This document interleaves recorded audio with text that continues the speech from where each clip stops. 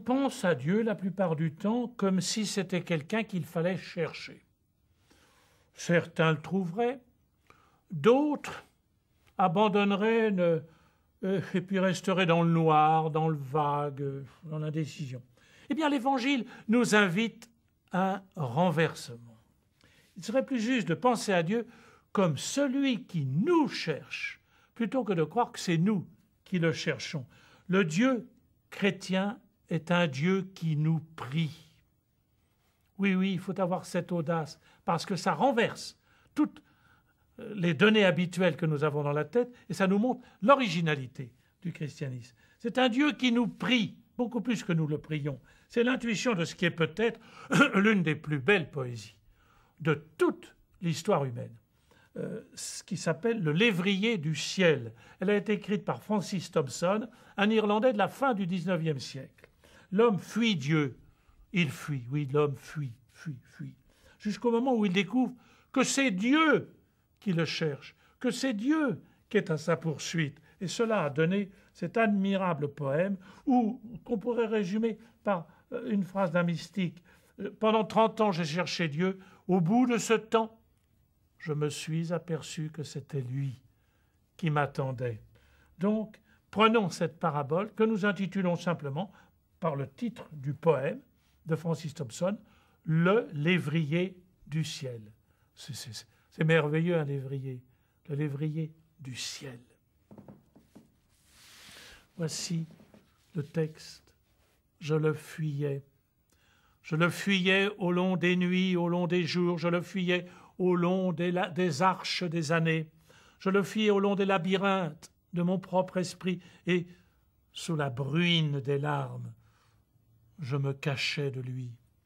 Ou bien sous un rire fou, je fonçais au galop.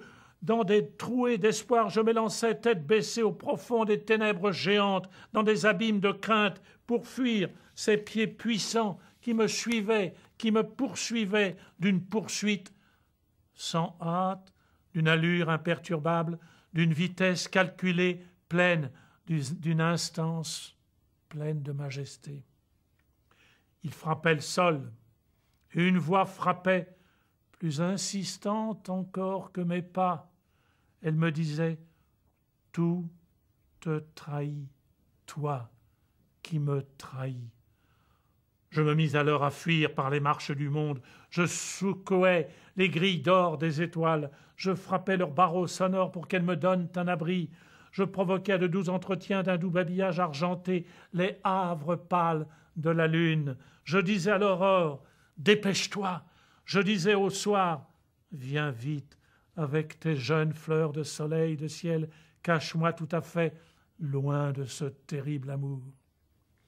Fais flotter tout autour de moi ton voile d'incertitude, de peur, qu'il ne me voie. La crainte ne croit guère à la fuite, mais l'amour, lui, croit bien à la poursuite encore et toujours dans une chasse implacable, d'une allure imperturbable, d'une vitesse calculée, avec une instance pleine de majesté, venait toujours la poursuite de ses pas. Et une voix, au-dessus de leurs battements, me disait « Rien ne t'abrite, toi qui ne veux pas m'abriter. » J'éclatais de rire dans les yeux du matin, je triomphais, puis je m'attristais au gré du temps. Le ciel et moi, nous pleurions ensemble. Mais tout cela, non. Tout cela ne soulageait pas ma poignante douleur d'homme. En vain, mes larmes mouillaient-elles la joue grise du ciel, car, hélas, nous ne savions pas ce que l'autre disait, ces choses, et moi, et par-dessus le bruit de ses pas, une voix vint, plus rapide encore. Elle me disait, « Vois, rien ne te contente, toi qui ne sais pas me contenter. » Ah, faut-il donc, dessinateur infini, ah, faut-il donc que tu carbonises entièrement le bois avant de pouvoir dessiner avec lui? Ma jeunesse a répandu sa tremblante averse dans la poussière, et maintenant mon cœur n'est plus qu'une source brisée où stagnent les larmes. sans cesse répandue à cause de mes pensées, toutes grelottantes sur les branches soupirantes de mon âme. Et la voix de Dieu reprit. Tout ce que je retirais de toi, je ne faisais que le prendre, non pour te faire du mal, mais seulement pour que tu puisses un jour te retrouver dans mes bras, dit le Seigneur. Tout ce que ton cœur d'enfant imaginait à tout jamais perdu, je l'ai engrangé pour toi à la maison. Lève-toi, dit Dieu à l'homme.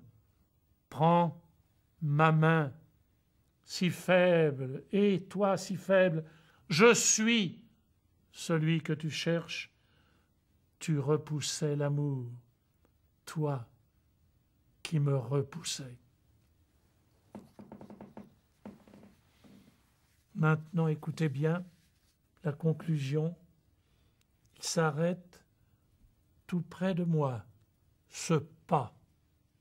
Mes ténèbres, après tout, ne serait-ce pas seulement l'ombre de sa main qui s'étend sur moi comme une caresse? Ah, mon enfant, si aimé, si aveugle et si faible, je suis celui qui te cherche. Tu repoussais l'amour, toi qui me repoussais.